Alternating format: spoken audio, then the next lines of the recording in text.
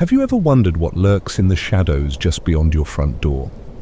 What if the seemingly ordinary neighborhood you call home hides secrets that could chill you to the bone? In today's video, we delve into true, creepy neighbor horror stories that will make you think twice about the familiar faces you pass by every day.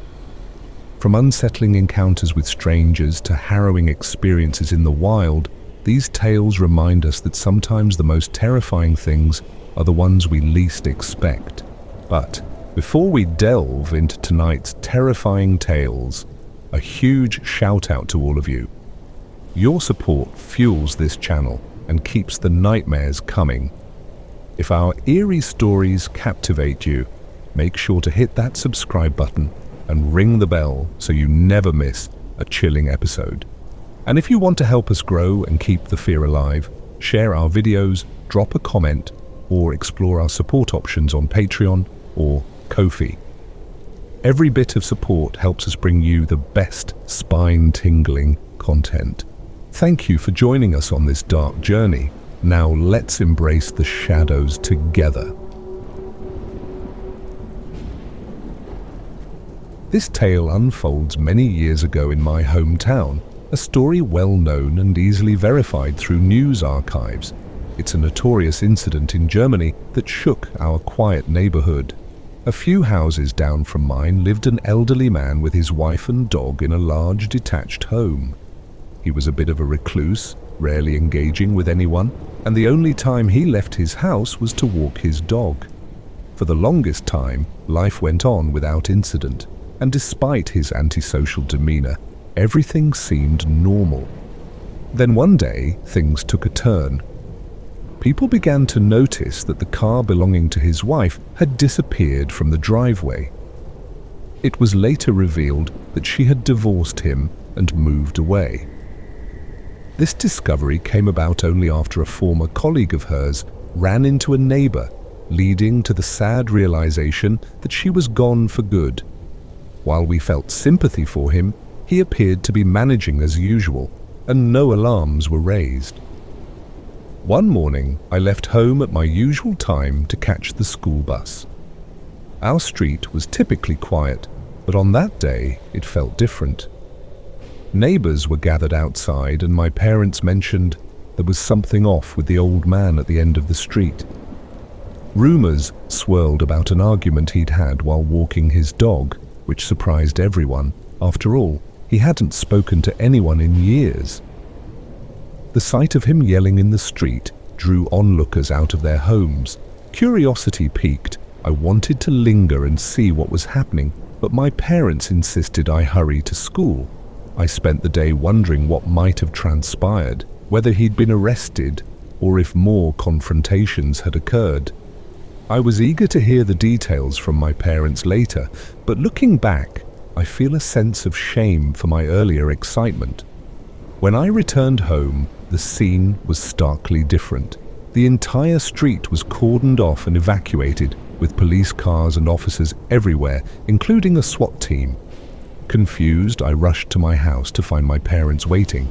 They informed me that the old man had gone on a rampage, attempting to blow up the entire street. He had flooded his basement with gasoline and fashioned an improvised bomb in his garden shed, a chaotic assembly of propane tanks tied together, with a timer and a toaster rigged to serve as the detonator.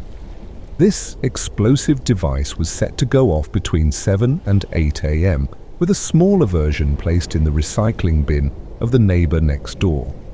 Before setting off the bomb, he had vandalized his own home, breaking furniture and smashing everything in sight. This destruction caught the attention of a neighbor who became suspicious after hearing the commotion. When he looked through the garage window, he detected the strong odor of gasoline, prompting him to break down the door and investigate. It was then that the argument everyone had heard that morning began. After the yelling subsided, the neighbor promptly called the police, and as the chaos unfolded outside, my parents were urging me to school, unaware of the impending danger. The bomb squad later confirmed that it was nothing short of a miracle that the device hadn't detonated. It was meticulously constructed, though the timer and detonator were poorly chosen. Had the old man taken a little more care, I might not be here to tell this tale. The police arrived shortly after I left for school, gaining entry to the house and arresting the man before he could set off his deadly contraption. For a time, it seemed we would have to find accommodations elsewhere, but the bomb squad managed to safely remove the device about an hour after I got home. Eventually, I learned that after his arrest, the man was deemed unfit to stand trial and was sent directly from the courtroom to a psychiatric hospital, where he remains to this day. From what I gather, his condition hasn't improved, and he still harbors a deep-seated resentment towards the world around him.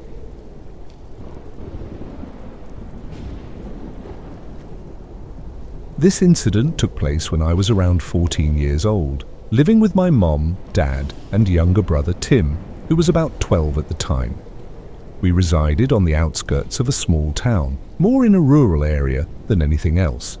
Our home wasn't anything fancy, but the houses were spaced apart with large lawns separating each one. My mum worked long hours, usually not returning until after Tim and I got home from school, and my dad travelled frequently for work, often being away half the month.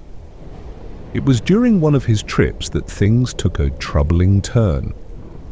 We had a neighbour named Steve who lived a few houses down. In his mid-50s, he lived alone and was known as the go-to guy for small jobs in the neighbourhood. He would occasionally help us with yard work or minor repairs, especially when Dad was away.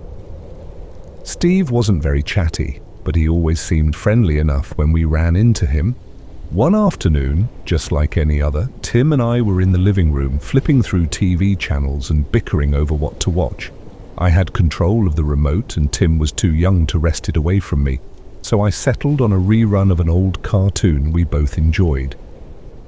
As we got into the show, I noticed someone approaching our driveway. The front window was right next to the couch, making it easy to see who was coming. Before I could react, there was a knock at the door. I glanced outside and saw it was Steve. Assuming it was a quick visit for a favor, or perhaps to collect on something Mom owed him, I opened the door.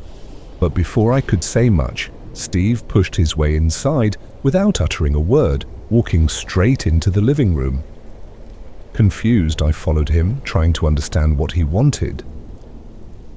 Tim sat on the couch, wide-eyed and clearly frightened. Then, without warning, Steve grabbed Tim by the arm and started dragging him toward the front door. It felt surreal watching someone we'd always considered a harmless neighbor yank my brother out of our house. I shouted for Tim to get away, but he was frozen in shock, unable to react. I rushed to grab the back of Tim's shirt, pulling with all my might, and even attempted to kick Steve, but it was like I didn't even exist to him. The guy was huge, and despite our efforts, we couldn't stop him.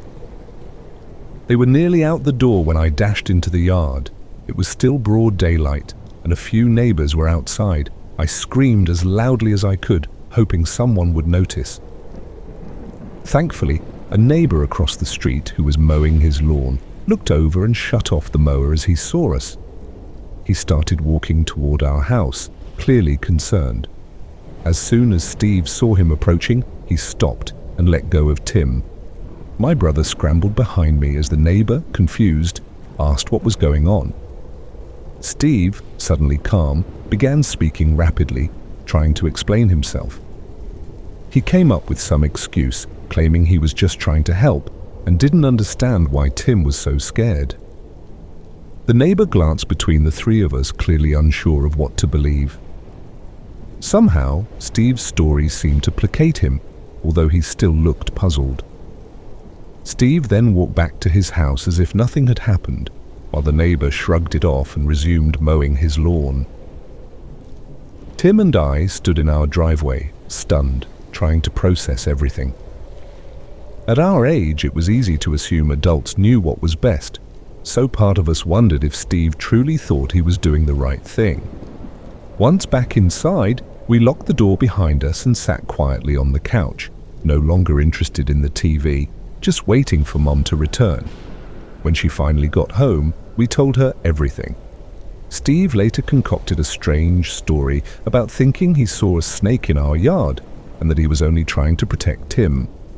While we did have rattlesnakes around, we had been inside the house the whole time. He even denied stepping inside, and since the neighbor hadn't seen him enter, there wasn't much the police could do. It became his word against ours, and since Tim hadn't been physically harmed, the incident faded away. Mom believed us though, and that was what mattered most. From then on, we kept our distance from Steve, and he seemed to avoid us as well. But every time we spotted him, there was always a lingering sense of dread, as if we were waiting for him to try something again.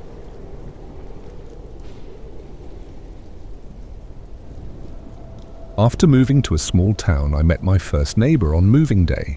He was an older man out walking his dog who introduced himself and offered a rundown of the neighborhood. He warned me about the tweakers and other unsavory characters around, which I took as typical small-town gossip, assuming I could handle a few quirky locals.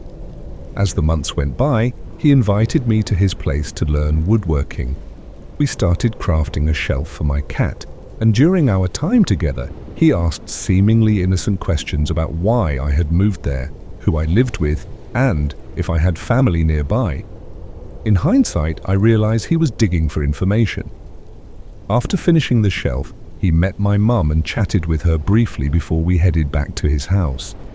During our walk, he casually mentioned that he could see my yard from his home and noted how I rarely went outside with my dogs. His comment about being able to shoot anyone who broke into my house sent a chill down my spine. How could he see that far? He lived half a block away. Before I could probe further, he suggested we explore more of the town. I hesitated but eventually agreed, curious about what he had in mind. He led me to his truck and pulled something from the glove compartment as I climbed in. While he filled the gas tank, I noticed a holster drop between us when he opened the driver's door. My heart raced, but he waved away my unease, assuring me not to worry about it. As we drove, the conversation dwindled, which felt odd. He had been so talkative before. Now, an uncomfortable silence settled in. The dirt road we traveled became increasingly isolated, with no houses or cars in sight for miles. Sensing my anxiety, he casually remarked that it was easy to get lost out here unless you knew the area well. That did nothing to ease my discomfort. After about 10 minutes of driving, we reached a small creek where another truck was parked. He pointed it out and said, "Oh look, someone else is here." We saw a woman playing with a large dog in the water. As he approached her, she gestured to his holster, and he reassured her that it was just for snakes. To my surprise, she lifted her shirt to reveal her own gun, telling him she wasn't carrying either. Their exchange was tense. He shifted from relaxed to defensive in an instant. Once she left, I was hit by an unsettling feeling. Why had he driven me out to this secluded spot just to turn around? Why did he brush off my concerns about the holster while explaining it to her so openly? I couldn't shake the feeling that something was off. To break the silence, I began sharing my own story about why I had moved to the town, hoping to create a connection. He listened closely, then shared tales of the town's quirks, mentioning that some locals could be quite racist, and advising me to keep my guard up. When we finally returned to his house, I quickly said I had things to do at home and made a hasty exit. As I walked away, a knot formed in my stomach. I resolved that if I ever spent time with him again, it would have to be in a public place, surrounded by others.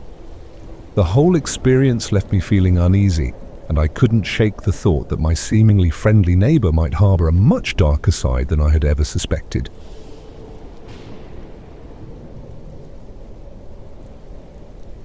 When I moved into my new apartment, I was excited to embrace a fresh start. The building was old but well maintained, nestled in a quiet neighborhood where the streets were lined with trees and the neighbors seemed friendly. However, it didn't take long for me to notice the strange behavior of the tenant in the unit next to mine. Her name was Margaret, an elderly woman who kept to herself. At first, I thought she was just a bit reclusive. She had a small garden that sprawled out of control with overgrown plants and wildflowers which looked lovely but chaotic. I'd often catch her working in it, mumbling to herself and pulling at weeds with a fervor that seemed excessive for just yard work. One day, while taking out the trash, I noticed an unusual smell coming from her apartment. It was a mix of something sweet and rotten, like flowers left to decay. I brushed it off, thinking it might just be her gardening efforts gone wrong. But as the days went by, the smell lingered in the hallway, growing stronger. Curiosity got the better of me, and I decided to knock on her door. When she answered, her hair was unkempt, and her clothes looked like they hadn't been washed in days. "Oh, it's just the flowers," she said, waving her hand dismissively. I nodded, trying to hide my concern. Weeks later, I noticed more oddities. Margaret's garden became even more unruly, and one afternoon, I saw her digging frantically in a corner of her yard. When I approached to see if she needed help, she quickly covered whatever she had been digging up with a pile of dirt, her eyes darting around as if afraid someone would see. Another evening, I was on my balcony when I saw her outside, talking animatedly to what looked like a large bundle of cloth. It took me a moment to realize it was a discarded stuffed animal, one of those giant plush toys. She was cradling it and whispering as if it were a child. It was eerie, and I couldn't shake the feeling that something wasn't right. The breaking point came one night when I heard loud banging and frantic noises coming from her apartment. It sounded like furniture was being thrown around. My heart raced. I debated calling the police but hesitated, worried about causing a scene over a neighbor's late-night antics. The next morning, I noticed a commotion in front of the building. Police cars and an ambulance were parked out front. I rushed outside to see what was happening. A few neighbors gathered, and I overheard someone saying that Margaret had been found unconscious in her apartment, surrounded by a massive collection of dead plants and animal remains. As the police entered her unit, I felt a wave of nausea wash over me. They eventually brought out evidence bags filled with decayed flowers and what appeared to be small animal carcasses. Apparently, Margaret had been hoarding not just plants but animals too. Her delusions had spiraled out of control.